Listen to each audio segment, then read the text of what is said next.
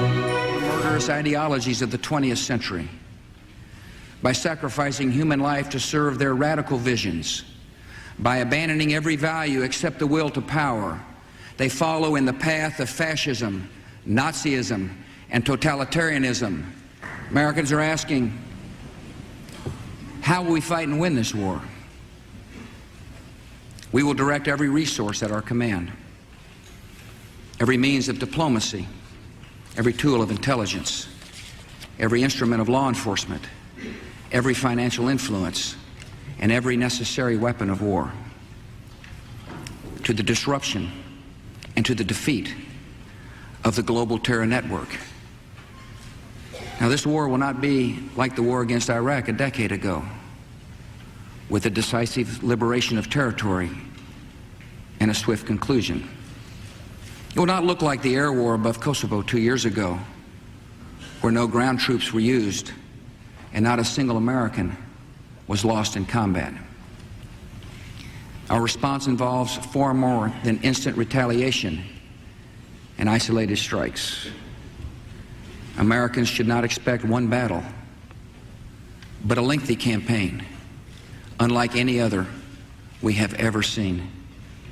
Every nation in every region now has a decision to make. Either you are with us or you are with the terrorists.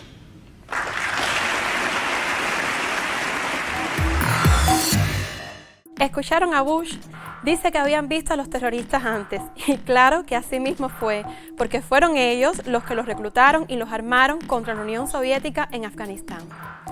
Hace 20 años, los hechos dramáticos que se ilustran en el video del derrumbe de las Torres Gemelas fueron aprovechados por Estados Unidos para iniciar una nueva era de intervenciones bajo el pretexto de la guerra contra el terrorismo.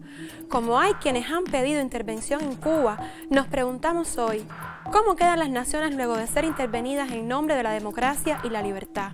¿Cuál es el destino de quienes han colaborado con el gobierno de Estados Unidos para llevar adelante su agenda intervencionista? Vamos a acercarnos a estos acontecimientos por su lado filoso. Comencemos.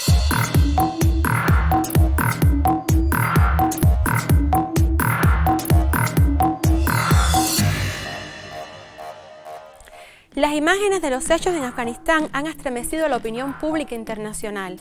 Después de 20 años de guerra, queda una nación devastada, con millones de personas viviendo en la más absoluta precariedad.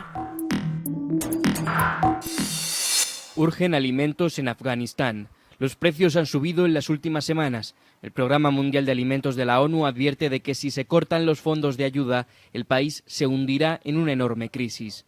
Las entregas de comida se hacen por tierra y dependen de cómo actúen los talibanes.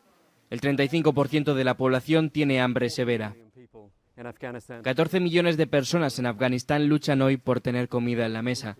El precio del trigo ha subido un 25% en los últimos meses y, por tanto, con esta situación económica, con la dificultad para obtener ingresos y con la confusión que vive el país, es muy difícil pensar ahora en el futuro de esta población. Un futuro con seguridad alimentaria, un futuro sin niños desnutridos. La grave sequía y la pandemia han agravado la situación humanitaria para los niños. UNICEF recuerda que 4.200.000 niños, la mayoría niñas, no están escolarizados. Afganistán es un país en crisis y los que son menos responsables están pagando el precio más alto. 10 millones de niños necesitan desesperadamente ayuda humanitaria. Y si no se toman medidas inmediatas, 1 millón de niños menores de 5 años sufrirán desnutrición potencialmente mortal antes de que acabe el año. La Organización Mundial de la Salud ha recordado que solo tiene suministros médicos para una semana. El caos en el aeropuerto de Kabul ha supuesto que 500 toneladas de medicamentos y otros suministros almacenados en Dubái no pudieran ser entregados. A propósito, ahora la prensa occidental está muy preocupada por el futuro de las mujeres afganas que nunca fueron más libres que cuando en 1978 un movimiento de liberación liderado por el Partido Democrático Popular de Afganistán llegó al poder como parte de una revolución popular, con el socialismo como ideal.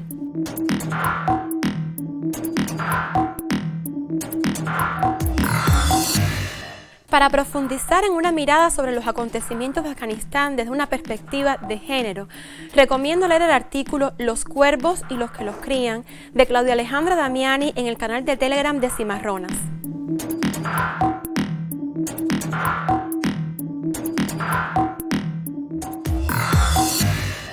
El escritor australiano John Pilger, en el artículo En Cuba Debate, Afganistán, el gran juego de aplastar países, cita un informe de la Embajada de Estados Unidos en Kabul del año 1979 que dice lo siguiente: los intereses más amplios de Estados Unidos se beneficiarían con la desaparición del gobierno revolucionario, a pesar de los reveses que esto podría significar para las futuras reformas sociales y económicas en el país. Los verdaderos objetivos de Estados Unidos en Afganistán fueron difundir el fundamentalismo islámico en Asia Central para desestabilizar y destruir la Unión Soviética.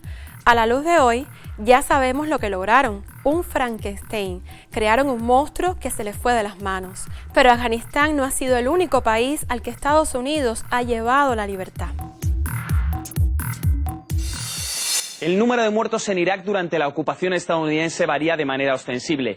Desde aproximadamente 120.000 personas asesinadas a más de 1 millón, dependiendo de la fuente que se consulte. Pero más allá del baile de cifras, hay quienes resaltan que lo más preocupante es percibir cómo varía el valor de la muerte según dónde ésta ocurre. Irak es un ejemplo, pero ni mucho menos el único. A mí me viene a la cabeza un ejemplo muy reciente que es el que todos recordaremos, ¿no? El de la matanza de aquellos pobres niños en Estados Unidos el pasado diciembre. Recuerdo que aquella semana pues hubo un despliegue de medios tremendo, ¿no? Que por supuesto lo merecía porque era una tragedia, ¿no?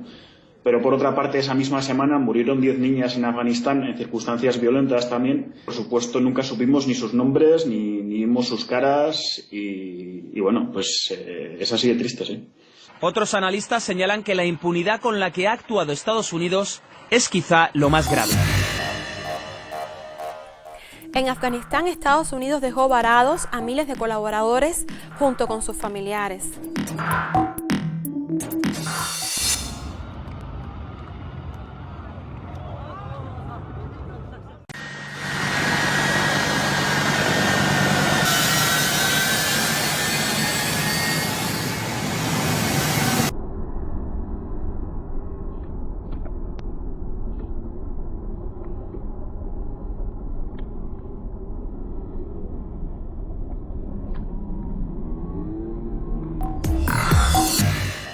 Incluso agreden a sus colaboradores desesperados en la entrada del aeropuerto, incluyendo a mujeres.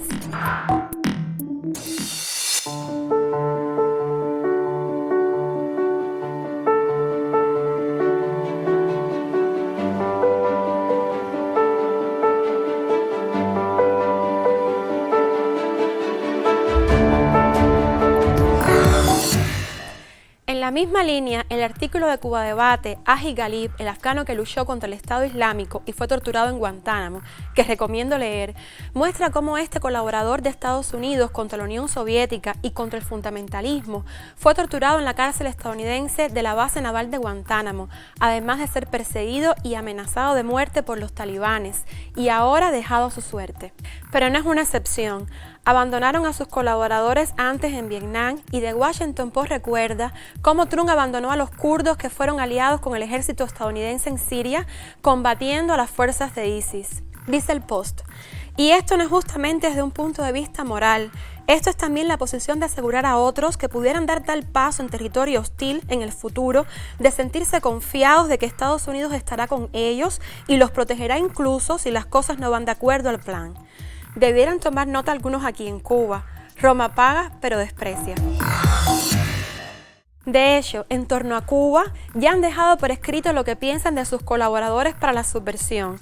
Así los caracterizaba el entonces jefe de la sección de intereses de Estados Unidos en Cuba, Jonathan Farrar, en un cable que se filtró de Wikileaks. Dice así: muchos grupos de oposición son dominados por individuos con encumbrados egos. Pese a sus afirmaciones de que representan a miles de cubanos, nosotros vemos muy pocas evidencias de ese apoyo. Dirigen sus mayores esfuerzos a obtener recursos suficientes para solventar las necesidades del día a día de los principales organizadores y sus seguidores claves. Son muy pocos los disidentes con una visión política aplicable a un gobierno futuro. Alguien que los conoció de cerca nos envía su testimonio. Fui testigo muchas veces del tremendo menosprecio que sienten por sus colaboradores en La Habana. En muchísimas oportunidades, por ejemplo, Drew Blakeney, que era jefe de prensa y cultura de la CINA aquí en La Habana, en la antigua sección de intereses de los Estados Unidos de América. Drew les llamaba a los contrarrevolucionarios los todos por un peso. Recuerdo cuando unas acciones que se prepararon en el 2006, para el 13 de agosto del 2006, donde debía ocurrir un supuesto levantamiento popular en La Habana, un grupo de acciones contra el gobierno. Yo le pregunté a él, era un plan preparado directamente a los Estados Unidos, le pregunté, óyeme, y aquí en La Habana, o sea, ¿con quién van a contar para eso? ¿Quiénes son las personas designadas para eso? Y Drew Blakeney se me quedó mirando con asombro, ¿no? Y me dijo, ¿de verdad que tú crees que alguna de esta gente es capaz de encabezar una acción aquí en La Habana contra el gobierno? Realmente él sentía una gran desconfianza y un gran menosprecio por sus colaboradores.